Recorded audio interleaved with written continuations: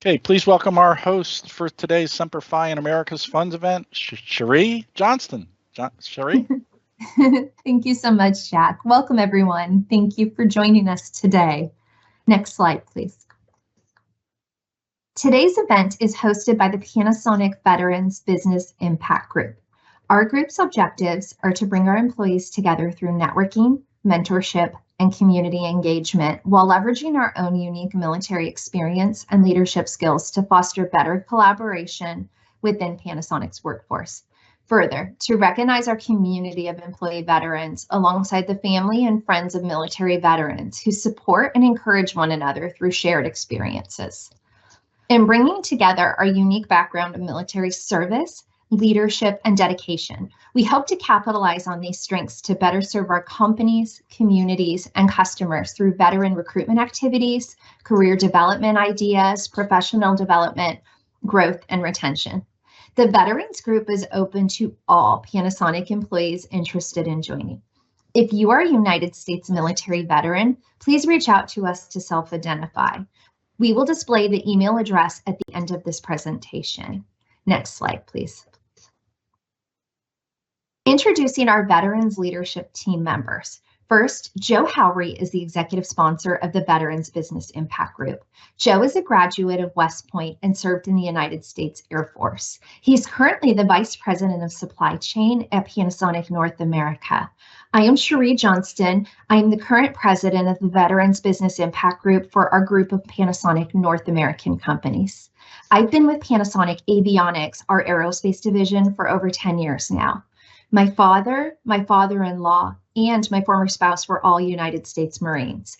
In 2010, our son founded a nonprofit organization to recognize and acknowledge the sacrifices of our U.S. military children, which I'm still the volunteer CEO of today. Finally, for over 5 years, I've been an official community partner to the United States Army. Next, Jared Derensberg is our group's vice president. Jared is a former United States Marine as well. Jared actually not only served overseas in combat tours, but also upon exiting the U.S. Marine Corps, he carried on working overseas as a contractor of the United States State Department.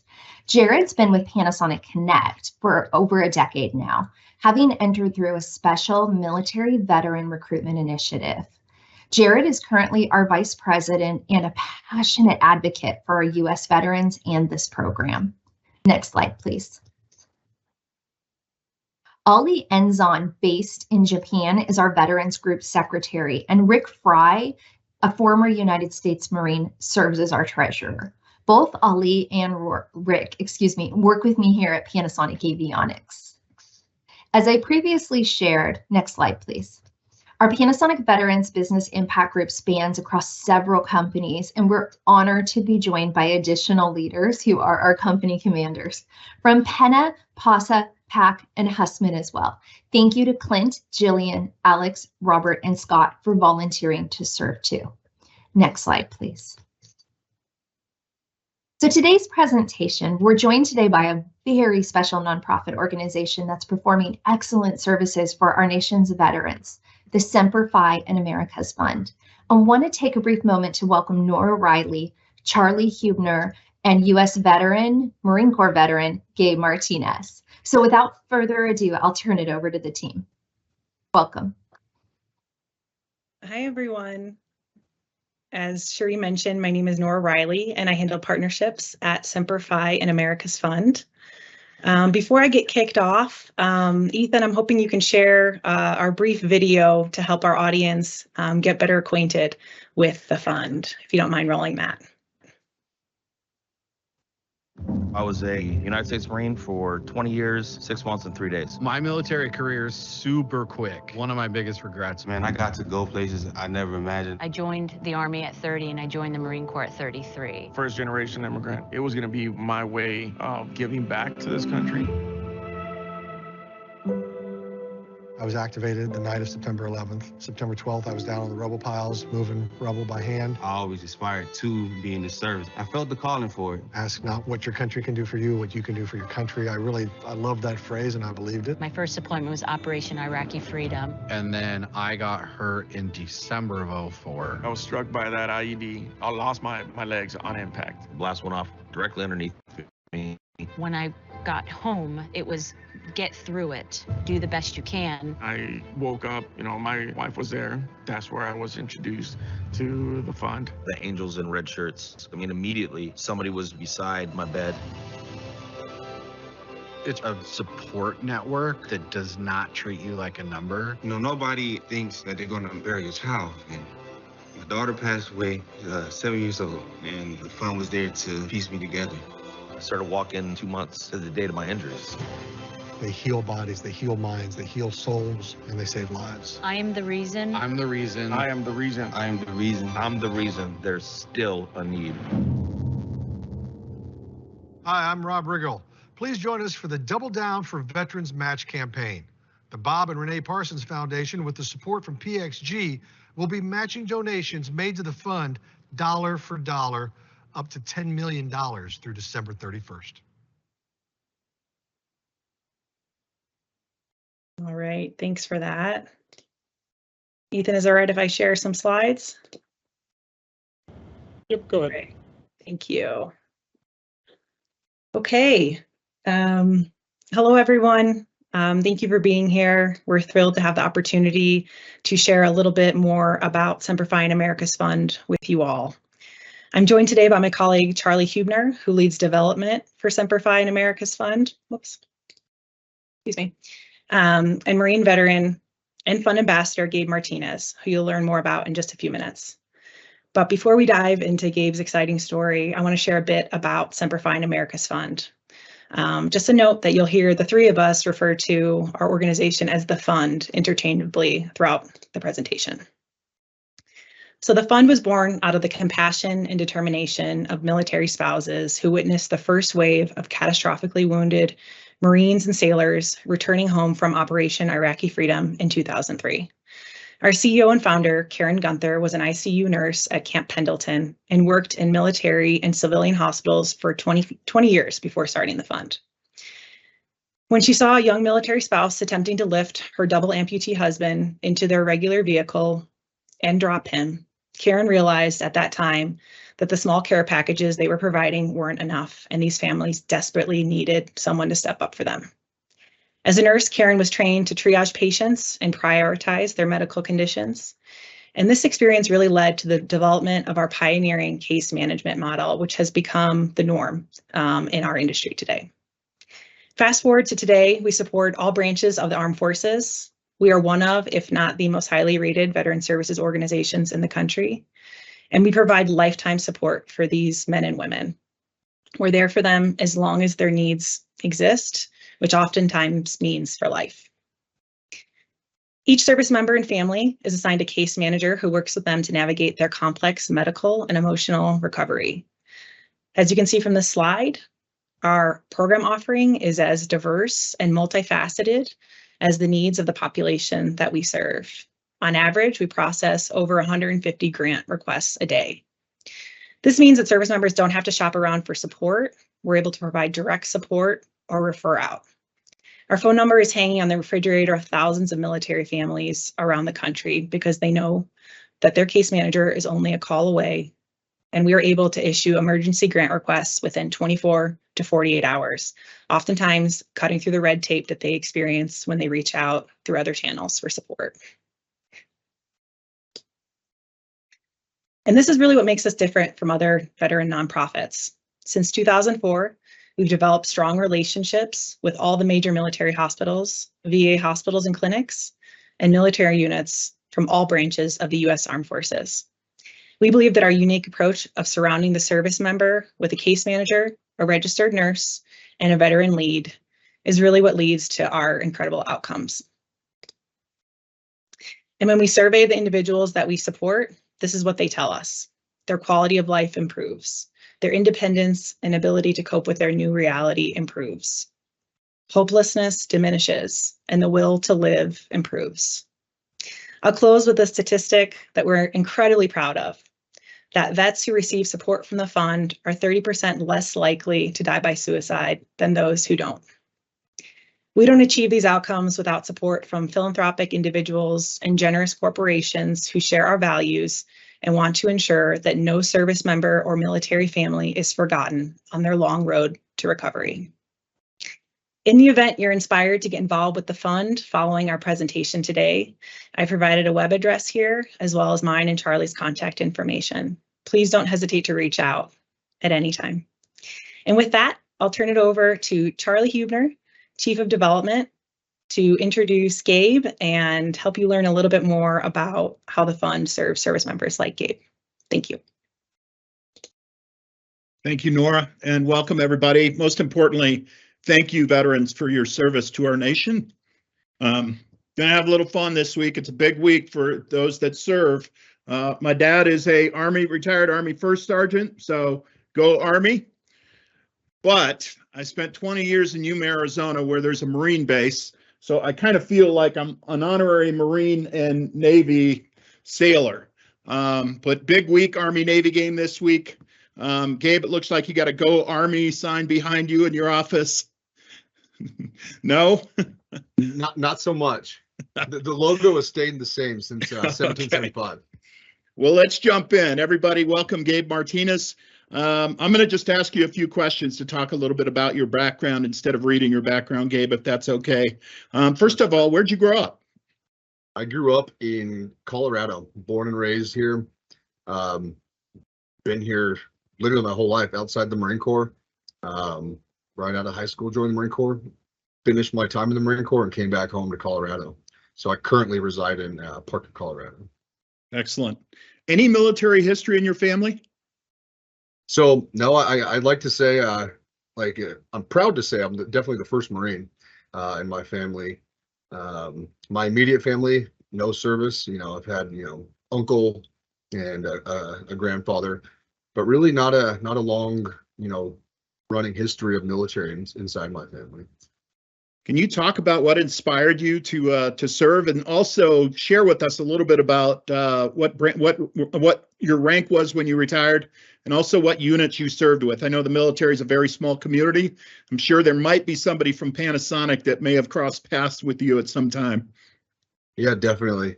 And whenever I'm asked, why I served, why I enlisted, I know it may not sound cliche, but to me, it really was 9/11. I was only in 7th grade, so some might say that was a bit young, but 7th grade, and when 9/11 happened, my 7th grade mind really had a lot of questions, and that led to a lot of discovering what terrorism was, learning about conflicts and wars, and really started looking into our branches of military.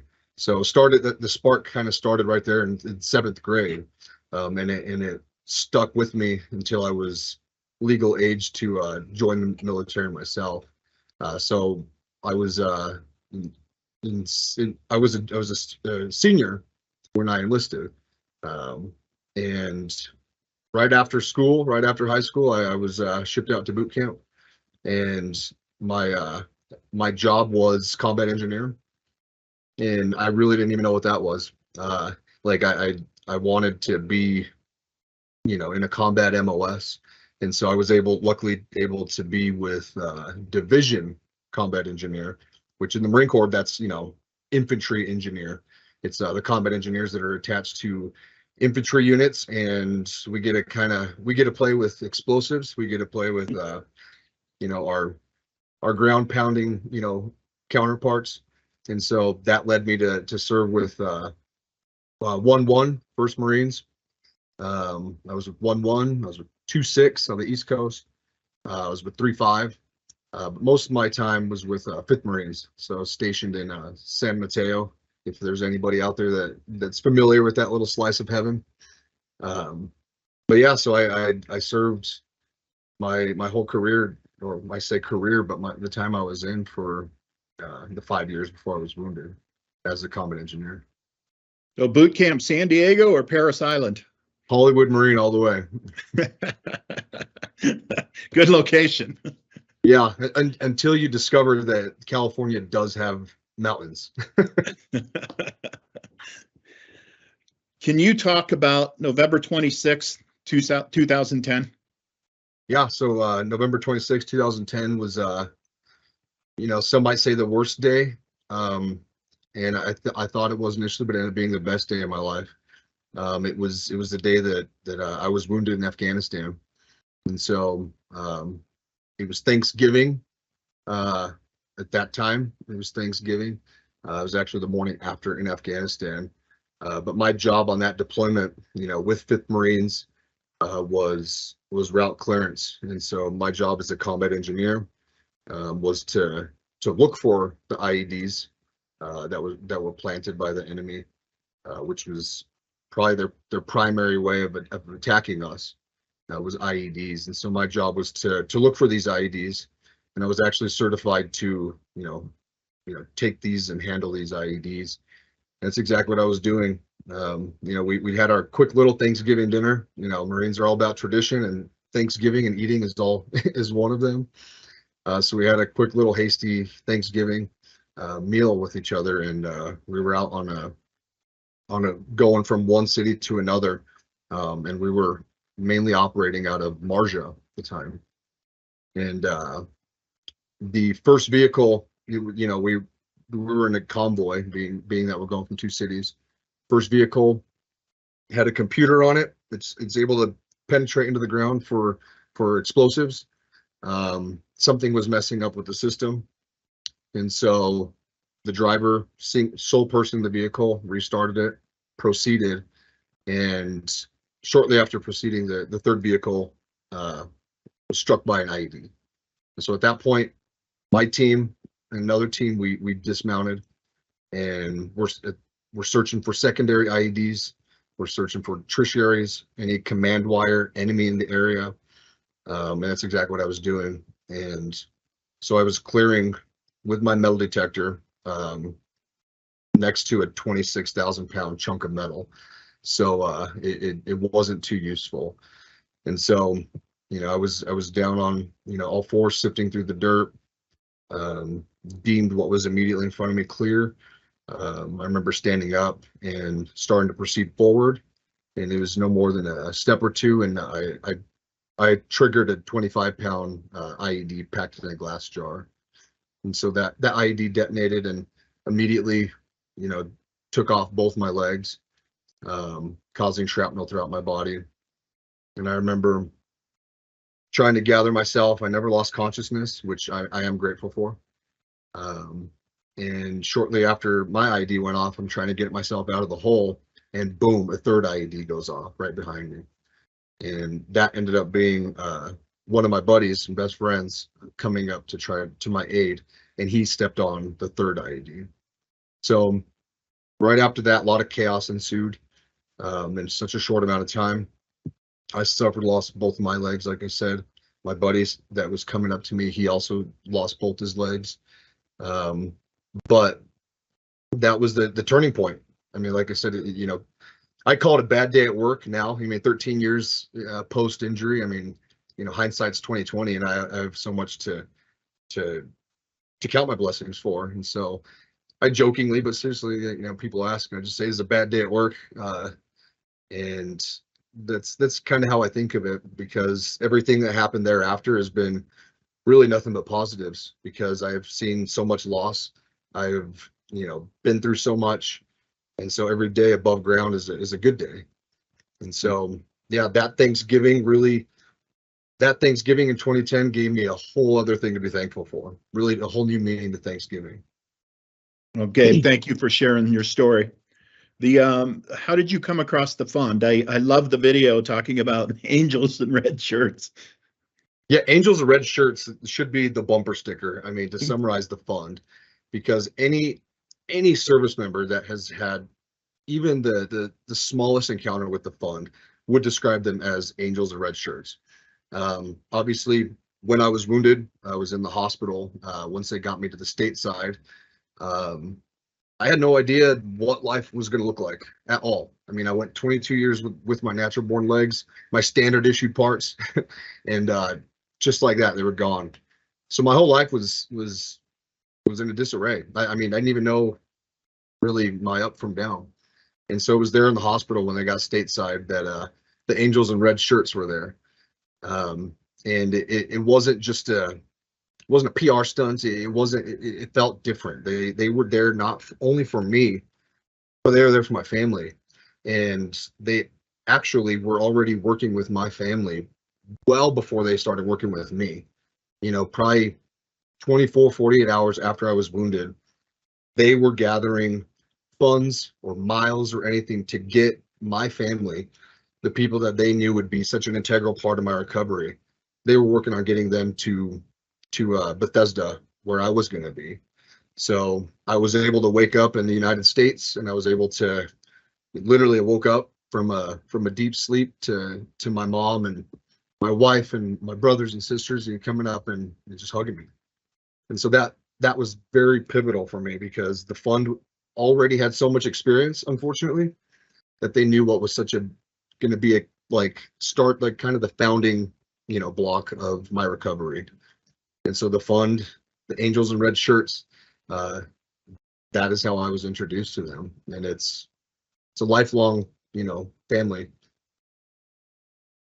Can you talk a little bit about additional impact of the fund on you and your family in terms of the kind of resources and or programming they provided, not only you, but several of your brothers and sisters that have served, and you've been such an incredible mentor to others that have been injured. Can you just talk a little bit about the impact of the fund for you personally and your family, as well as others? Yeah, the impact is, like I said, it's lifelong. And I say this all the time, is that they are truly more than a fund. They are a family. And when I say that, to this day, my kids, they know the names of my case manager. They know the names of Karen, the founder. They're, we're on a family basis. And the impact was more than just, thank you for your service. Here's some goods, here's some services. We wish you well. It was something or someone that stayed in my life for, and it will go on forever. And the impact has been, like you said, resources. But as I said, long before they even met me, they were already working in my life by the lives of my family members. And throughout those years, like I said, you go 22 years with your natural born, legs, and then all of a sudden you're disabled, or you have a disability, and your life is forever altered. The fund has been there literally to meet any need that I would have, could have, or do have. And I think that the fund, what's so special about the fund is, their case managers, is they know their service members. They know what's going on in their lives. They know. So even if I'm not voicing anything or that I need, or, they know, because they got to know me, they got to know my families, and they truly are a member of my family. So over the years, they've helped me from, not only getting back on my feet, literally and figuratively, they've helped me with, job placement. I mean, I was 22 years old when all of a sudden I was retired. And as cool as that may sound, it was pretty boring. I mean, 22 is not an age to be retired. And I quickly learned that. And the fund was able to assist me with transitioning not only from the military to civilian, but my job now, and impacting other lives, helping paying it forward. And so when I say resources, I mean I could sit here literally all day explaining what they have done for me, item by item. But really, I think the best way is just a blanketed statement of resources. When you have a case managers, they know you, and their needs, you're they will be there to not only support you, but they don't want you to rely on them solely. And so they have ways to give you that new mission, that new drive also. Thank you. Gabe, talk a little bit about what you're doing professionally today. So yeah, like I said, I started working. I was retired for a couple of years, and like I said, it wasn't as exciting as it as it sounded, especially at 22. And so I needed that new mission. I needed something, whether it be just working at a fast food joint or not. But I ended up going through a program called the HERO program, which is Human Exploitation Rescue Operative. And so I work for Homeland Security Investigations, and I do digital forensics for them. And the program I went through was to train me to learn this new skill so I could help combat child exploitation. And so that's what it was. And the fund was able to support me through it because it was a year-long unpaid internship to get into this position. So I've now been doing that since 2015. So just around the corner would be my 10 years here. And yeah, it's not only that new mission, but it's, I'm able to take part in literally rescuing children that are being exploited, trafficked, and any other, types of national, state, or federal investigations. Serving once again. Good job, my man. Yeah. So everybody talks about Gabe and the fund, by the way. I just need to let you know that. But they especially talk to you about you being an incredible mentor to others that have become injured or going through what you've gone through with your Alive Day story and the transition that you had to make. Why is that so meaningful to you, and why is it so important to you to be able to mentor other service members, Marines, soldiers, sailors? Why is that so important to you? It's important to me because it was important to somebody else at one point that really impacted my life. Not only the fund, but the people that they adopt and, as service members, they turn into this like-minded, people. And so it's so important to me because when I was impacted very early on in the hospital, it really set the trajectory for me and my success and not only physically, mentally, just all around mental or all around just success. And for me to be able to pay that forward, even if it's simply just telling somebody like, I understand, what you're going through, and there is a finish line, there is there is light at the end of the tunnel. I mean, it's important to me just because it's to offer hope. I mean, if you have no hope, I mean, it really looks like an ugly, outcome. And I say that from experience. I've been through it all, so to speak. And I know what it's like to not have hope, but I also know what it's like to have that incredible hope. And so anytime that I can pay that forward, I do it because it not only I tell people I was in Boston, mentoring, the survivors of the domestic terrorist attack and many other occasions since then. But I tell them that it helps me just as much, if not more, than it helps them. And so for the rest of my life, I will make that, my priority over, my real job. I'll make that a priority to just pay it forward and mentor and inspire and assist in a similar fashion that, the fund has been there for me. Thank you, Gabe. Thanks for sharing that. No, thank you. I'm going to turn it over to Cherie right now, but before I do, just one point, and it was in the slides, but our founder, Karen Gunther, ICU nurse, saw the gaps in the systems at the time and knew that there was an organization that was needed. It originally started with Marines, but it was so impactful, all the other service branches came to the Semper Fi Fund and said, can you help? Army, Navy, Coast Guard. And Karen and her board of directors, led by General Dunford, Chairman Dunford, the former chairman of the Joint Chiefs, voted to expand services to all service branches. So Semper Fi Americas Fund provides services to all members of the military and service branches. And the one thing Karen, as an ICU nurse, is most committed to is ensuring that every single penny raised goes to injured service members. So 93 cents on the dollar of what Semper Fi Americas Funds raises through donors or sponsors goes to programming and injured service members. And that's arguably one of the highest rated charities in the country, definitely not only military charity and veteran charity, but nonprofit charities. And we are very, very proud of the fact that 93 cents of every dollar donated goes to support injured service members. With that, Gabe, thank you for your time. I'm going to turn it over to Cherie, and she's going to open it up for questions from the group. Thank you. Thank you so much, Nora, Charlie, Gabe. Thank you so much. I can't even tell you, I'm just sitting over here writing so many notes about my thoughts on the presentation. First, Gabe, thank you so much. Your story is just inspiring, and I really appreciate that you came out here to share that with us today. I think, as you and I talked about before, the Marine Corps is a small community, but also I know that the veteran community operates by word of mouth. And so it's really powerful to have a testimony of one veteran telling another, you know, this is a stand-up organization and here's what they did for me. So I want to say thank you. A few comments before I dive quickly into questions. I laughed when I just laughed through so much of it. I got married at San Mateo in the church there. So I thought that was pretty funny. So definitely know where San Mateo is. That's great.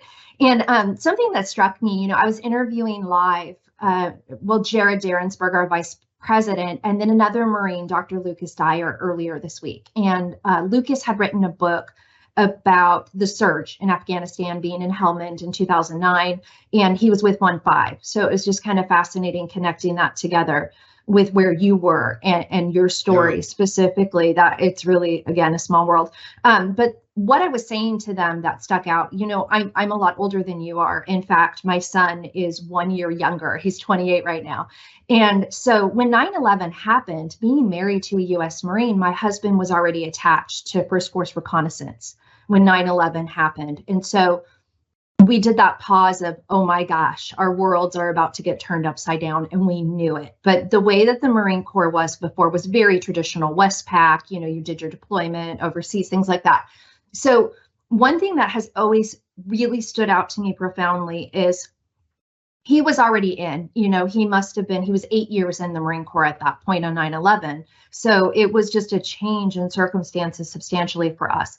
But you were not, you know, you were so impacted by what you saw happen in our nation on 9/11 that you ended up volunteering to join the Marine Corps, knowing that you were likely walking into a combat situation, that you were likely going to be deployed, especially in the MOS that you were in. So I just want to take a moment to recognize that, because I think that's very different from that generational Marines that were just already in versus the ones who saw what happened to our nation and really raised their hand. And I mean, we are saying volunteered, you know, to serve. So that's important, I think, to recognize that you did that. And, you know, just to me, how much courage that took to do. So I want to highlight and say thank you for that.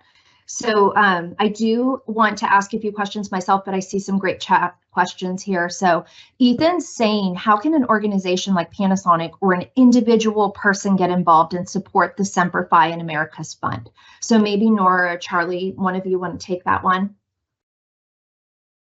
Absolutely. Yeah, I can take that. I mean, Cherie, I can share the slides later, but I would say visit our website, thefund.org/get involved. We have a plethora of volunteer opportunities. We host hundreds of events around the country. You can make a contribution. We've got a $10 million match on through the end of the year. You can reach out to simply receive our newsletters and just learn more about the impact that the fund makes on the lives of service members like Gabe Martinez and others. So yeah, there really are a lot of ways to get involved. I'd also love to share my contact information with everyone after this if there's other questions about getting involved. Yeah, I was thinking that actually earlier when you had it on the screen, Nora, if we want to go back to that again, because just kind of give a pause for all the viewers to write that down and make sure they captured it. And I will share it, of course, after the fact as well. And then for our next question, this is a question for Gabe. As you previously mentioned, when you really started looking at the military when you were in 7th grade and then later enlisted in 12th grade, why did you choose the Marines as opposed to the other branches? And are there any skills or experiences that stick out to you that you gained from your time in service that you're still applying in your life today? So I think that's a really wonderful question. And I'm going to just add to that. I think when we think of the Marines and particularly your MOS, we call that all in. You could have gone with any branch. So yeah, why the Marine Corps? Yeah, so it's funny, when I tell people about how I joined the Marine Corps, and despite what others see, it wasn't the really cool uniform. I went to all the branches. I was really kind of doing my homework, and in the area, which a lot of areas they got recruiting offices kind of all right next to each other. So I was going just door to door, like a Boy Scout, and the Army, they all had, kind of something to offer me, a bonus or, a promotion, or there's various things they were going to offer me.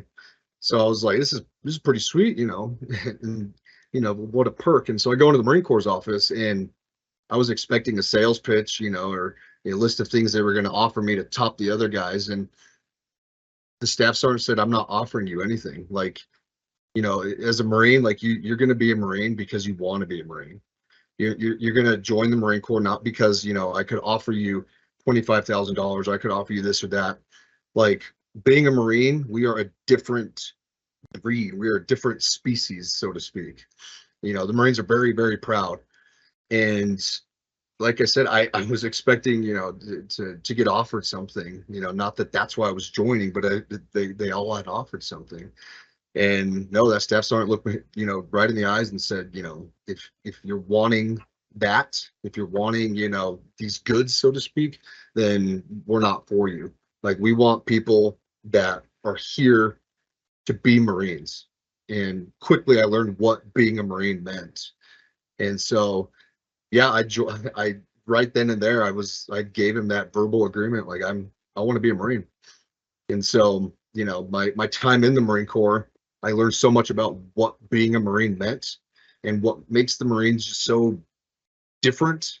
Some might say it's a crazy different, and it is, but it's the Marine Corps. They're very proud, and so not only have I learned that just such a strong sense of tradition and pride, but all my experiences, in whether it be training, even simply boot camp, or even in combat, a lot of the unfortunate experiences and the tough experiences. I mean, it gave me a lot of that mental fortitude, and gave me a lot of the mental strength, and being able to endure.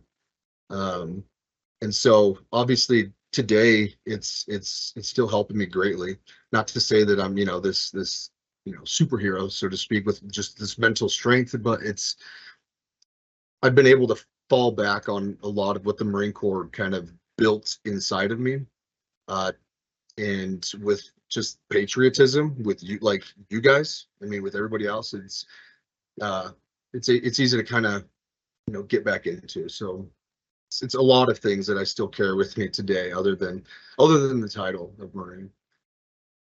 Yeah, I was thinking when you were discussing the recruiter, that was it, was you get the Marine for Life title. You've earned that. So yeah, and I know, having, been around that, it's huge. It's really huge. The Marine Corps, it's a tough life, and, the level of discipline and things that you learned. I also, it's kind of funny because I think we see this a lot in a very similar personality type with the Marines, and the fact of your employment today, that you're still in a kind of position where you're serving others. So I think that is a hallmark, of a lot of our Marines, is just that carrying on the mission. You're just doing it in a different capacity now, but you're still giving back to our nation, and also to those, who you would be protecting, and helping in their life situations to better it as well. So I think that was just absolutely inspiring, of how you took what you went through, the challenges, the pain, the circumstance, and you turned it around to turn that back on the community and help even more. So I think that's amazing. Thank you so much.